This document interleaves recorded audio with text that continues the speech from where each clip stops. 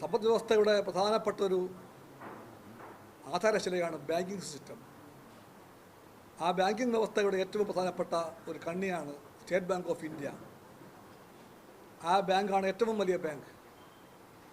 ആ ബാങ്കിനെയാണ് എല്ലാവരും വിളിക്കുന്നത് the bank of the nation എന്ന്. രാജ്യത്തിൻ്റെ ബാങ്കായി വിളിക്കപ്പെടുന്ന സ്റ്റേറ്റ് ബാങ്ക് ഓഫ് ഇന്ത്യയുടെ വിശ്വസ്തത പാതാളം വരെ താണിരിക്കുന്നു.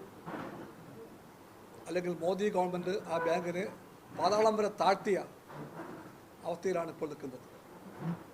ഇതേപ്പറ്റി എന്തു പറയും പ്രധാനമന്ത്രി? സുപ്രീം കോടതി ഇന്നലെ പറഞ്ഞ പ്രസ്താവന നമുക്കെല്ലാവർക്കും ഓർത്തു വെക്കണം. സുപ്രീം കോടതി പറഞ്ഞു സ്റ്റേറ്റ് ബാങ്കിനോട്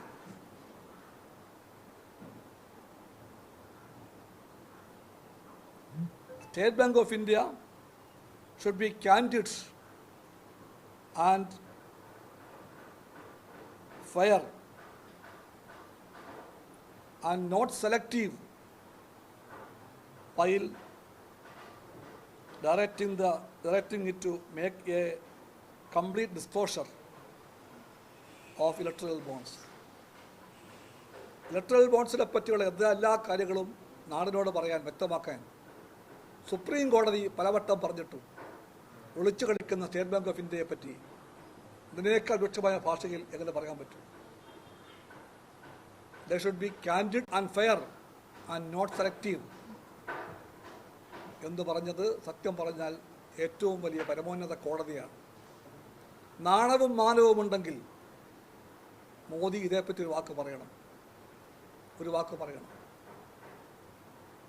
ആരാണ് സ്റ്റേറ്റ് ബാങ്ക് ഓഫ് ഇന്ത്യയെ കാൻഡിഡ് ആകാൻ സമ്മതിക്കാത്തത്? ആരാണ് സ്റ്റേറ്റ് ബാങ്ക് ഓഫ് ഇന്ത്യയെ ഫെയർ ആകാൻ സമ്മതിക്കാത്തത്? ആരാണ് സ്റ്റേറ്റ് ബാങ്ക് ഓഫ് ഇന്ത്യയെ സെലക്റ്റീവ് ആകാൻ പ്രേരിപ്പിക്കുന്നത്? മോദി ഗവൺമെൻറ്.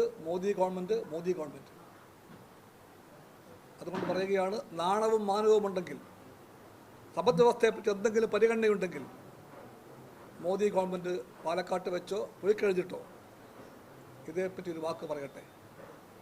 അതാണ് പൊളിറ്റിക്കൽ ട്രാൻസ്പെറൻസി, രാഷ്ട്രീയ സുതാര്യത. അതാണ്. ആ സുതാര്യത ഉണ്ടോ മോദി ഗവൺമെൻറ്റിലും അതിൻ്റെ പാർട്ടിക്കും? ഇതെല്ലാം വിഷയങ്ങളാണ്. ആ മോദി ഗവൺമെൻറ്റിനോട് ഈ രാജ്യം തീർച്ചയായിട്ടും പകരം ചോദിക്കും. എല്ലാ വോട്ടർമാരും പകരം ചോദിക്കും. കബളിപ്പിക്കപ്പെട്ട ഇന്ത്യൻ ജനങ്ങൾ, കള്ളപ്പണത്തെ ചുറ്റിപ്പറ്റിയ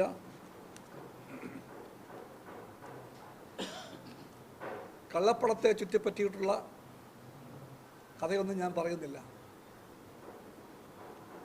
എല്ലാ കള്ളപ്പണവും ഇന്ത്യക്കകത്തു നിന്ന് മാത്രമല്ല പുറത്തു നിന്നും കൊണ്ടുവന്നിട്ട് അത് ആളോഹരി പങ്കിടുമെന്നാണ് പറഞ്ഞത്. ആളോഹരി പങ്കിടുമ്പോൾ ആ കള്ളപ്പണത്തിൻ്റെ മൊത്തം സംഖ്യ പറഞ്ഞ് അന്ന് മോദി പറഞ്ഞു, ഇന്ത്യൻ ജനസംഖ്യ കൊണ്ട് ഹരിച്ചാൽ ഓരോ ഇന്ത്യക്കാരൻ്റെയും അക്കൗണ്ടിലേക്ക് 15 ലക്ഷം രൂപ വീതം എത്തിക്കാൻ കഴിയും എന്നൊരു ഗ്യാരണ്ടി ഉണ്ടായിരുന്നു. ആ ഗ്യാരണ്ടി ആയിരുന്നു ഒന്നാമത്തെ ഗ്യാരണ്ടി.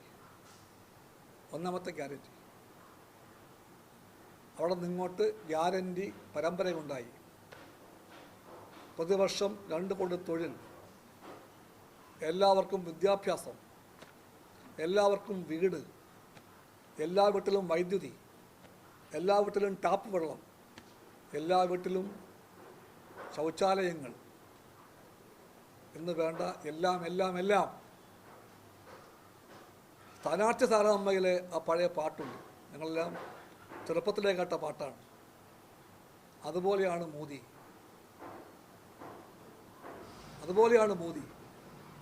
എല്ലാം വാഗ്ദാനങ്ങളാണ്, ഒറ്റ വാഗ്ദാനവും പാലിക്കപ്പെടുന്നില്ല.